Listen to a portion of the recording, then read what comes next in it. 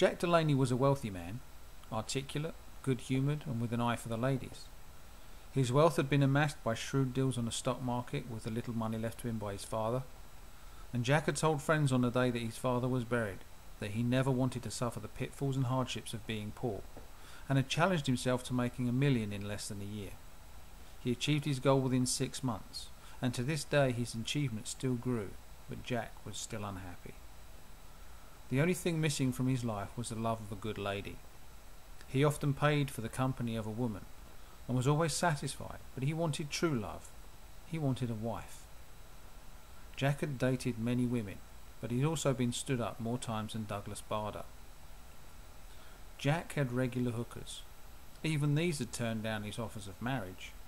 He paid them too well in his friends' eyes. They knew that marrying him would stop a steady income, and they would become kept women. Jack was very persistent, and not at all fussy with his choice of females. Fat, thin, short and tall, it didn't matter to Jack. He once even had sex with a vagrant. It was said it took him 2 hours to get her panties off, with a little coaxing, 2 bottles of disinfectant and a lot of warm water. She turned out to be the best sexual experience Jack had to date. The truth is that the smell of stale urine and turpentine put an end to the relationship, and Jack still had to get over it. He decided to join a dating agency to put an end to his fruitless search for a wife. One cold January day, Jack had a lucky break. He answered a Lonely Heart advert and began a love affair by post. Lucy had sounded like the ideal woman, and Jack had plucked up the courage to contact her by phone. They enjoyed each other's verbal dexterity, but agreed that they should learn to love through letters and conversation. No pictures, no meetings. This they believed would cement the relationship and allow them to find the true essence of love.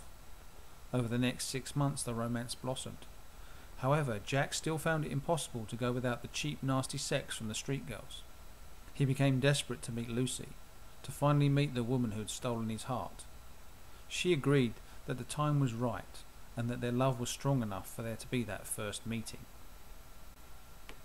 They had agreed on the venue, and as Jack sat in the cocktail bar of the MGM in Las Vegas, his thoughts returned to what Lucy had told him to look out for on this special night. She would be wearing a very skimpy, tight-fitting black dress and a tiara. He had told her to look out for a red rose on a man wearing a tuxedo. Jack picked his place at the bar and began to scan every female that came in.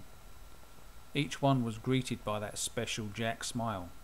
Some returned the smile, and others just turned and giggled with their friends.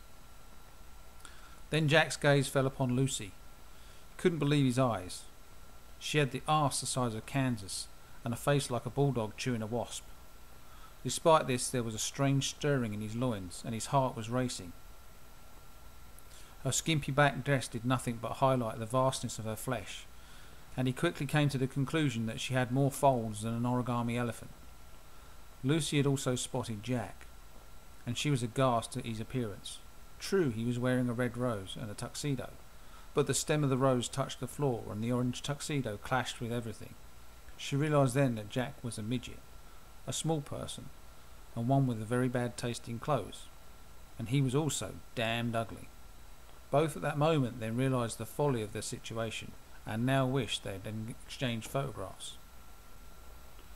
Jack introduced himself and bought Lucy a drink. Lucy warmed to this small man and his manners and charm, as they were impeccable, and soon began to overshadow his looks. They talked and talked until the early hours. They took a room, and the inevitable happened. They ended up in bed. Jack was unable to satisfy Lucy in the conventional way, but with the imagination and the funds to rectify the problem they both had a wonderful release. Jack managed to procure a wetsuit, and with his small size was the perfect fit. Lucy was completely fulfilled in more ways than one. To this day the two are still together. Lucy is often seen on her own with a big smile upon her face. The world is oblivious to the fact that Jack is with her, standing on the reinforced gusset, wearing a wetsuit and pleasuring his woman in the only way he can.